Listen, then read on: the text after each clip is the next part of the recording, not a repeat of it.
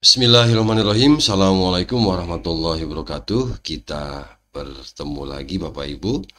Saya ingin menyapa teman-teman guru dimanapun Bapak Ibu berada. Bagaimana kabarnya Bapak Ibu? Saya doakan semoga Bapak Ibu dalam keadaan sehat walafiat, selalu dilindungi oleh Allah Subhanahu wa Ta'ala. Dan saya juga doakan semoga panjang umur, dimudahkan rezeki dan dimudahkan urusannya. Amin. Baik Bapak Ibu, saya ingin berbagi kembali ini terkait dengan persyaratan administrasi yang harus disiapkan dan diunggah bagi Bapak Ibu yang minat menjadi kepala sekolah. Jadi judul kita kali ini, minatkah Bapak Ibu menjadi kepala sekolah? Nah, berikut persyaratan administrasi yang harus disiapkan kemudian diunggah. Ini tentu berdasarkan Permendikdasmen nomor 7 tahun 2025. Baik. Untuk itu silakan nanti Bapak Ibu disimak ya. Jangan di-skip dulu ya, disimak sampai selesai.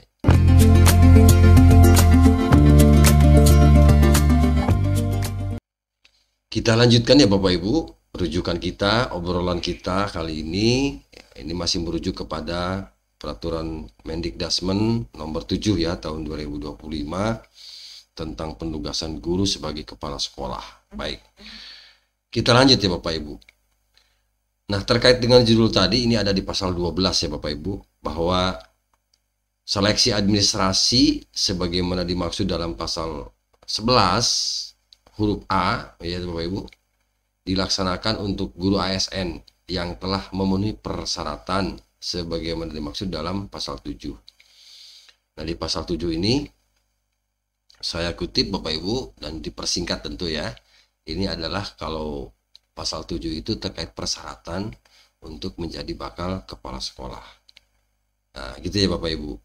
Jadi, kalau ini sudah memenuhi persyaratan, maka nanti akan maju ke seleksi administrasi, maksudnya begitu.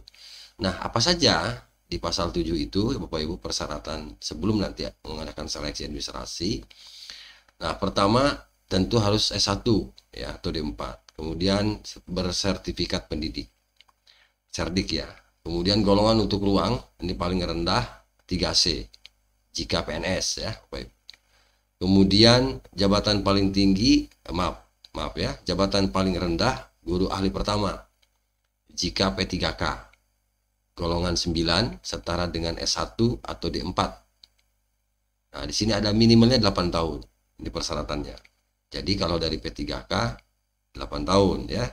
Dan itu harus golongan paling rendahnya ahli pertama atau setara dengan S1 D4 atau golongan 9. Kemudian nilai PKG ya. Nilai PKG penilaian kinerja guru maksudnya ini dengan predikat baik 2 tahun berturut-turut. Nah, jadi kalau sekarang mengajukan berarti paling tidak 2024 2023 gitu ya. Pengalaman bidang manajerial minimal 2 tahun di satuan pendidikan, organisasi atau komunitas. Jadi ada pengalaman di bidang manajerial. Kemudian tidak pernah dikenai hukuman disiplin, kemudian tidak sedang menjalani tersangka, berusia paling tinggi 56 tahun, kemudian menandatangani fakta integritas.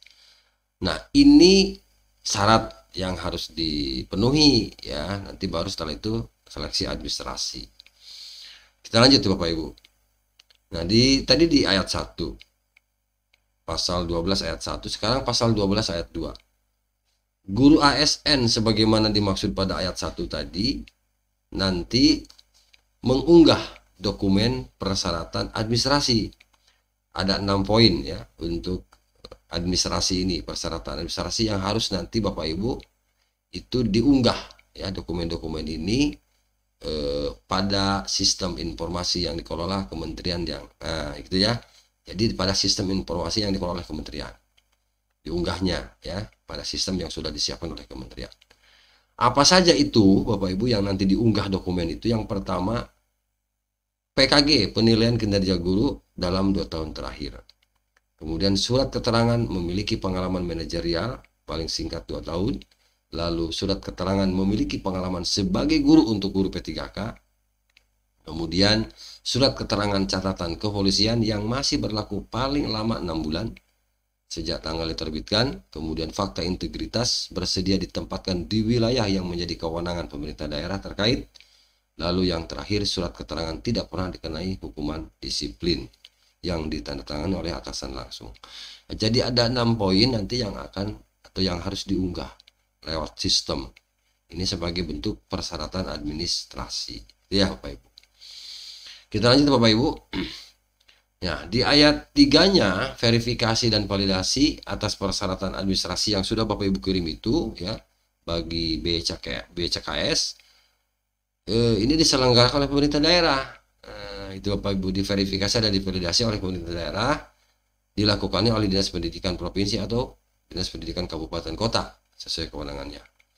Nah, setelah verifikasi dan validasi atas persyaratan administrasi sebagaimana dimaksud pada ayat 3 berdasarkan prioritas proyeksi kebutuhan. Artinya nanti harus ada seleksi untuk proyeksi kebutuhan.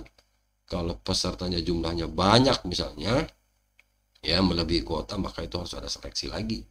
Ya, nanti di ranking lah intinya begitu. Itu diproyeksikan untuk sesuai dengan kebutuhan.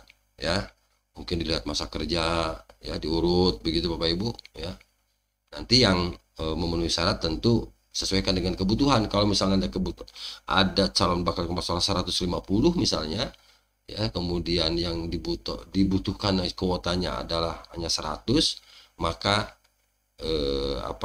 perlengkapan seleksi administrasi ini bisa menjadi rujukan ya.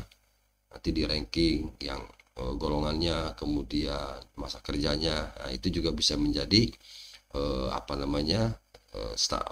bisa menjadi dasar ya, prioritas gitu ya. Kemudian prioritas proyeksi kebutuhan sebagaimana pada ayat 48 mempertimbangkan domisili bakal calon kepala sekolah. Nah, itu karena di persyaratan itu kan tidak ada, maka ini juga penting ya. Jadi di kementerian ini di aturan ini bahwa salah satu menjadi bahan pertimbangan itu adalah domisili ya, bakal calon kepala sekolah. Itu juga jadi bahan pertimbangan ya. Jangan sampai nanti tidak efektif, rumahnya di mana, tugasnya di mana gitu ya. Nah, ini yang perlu dipetakan ya. Persyaratan administrasinya tadi yang harus diunggah ya, yang harus disiapkan dan diunggah tadi ada berapa?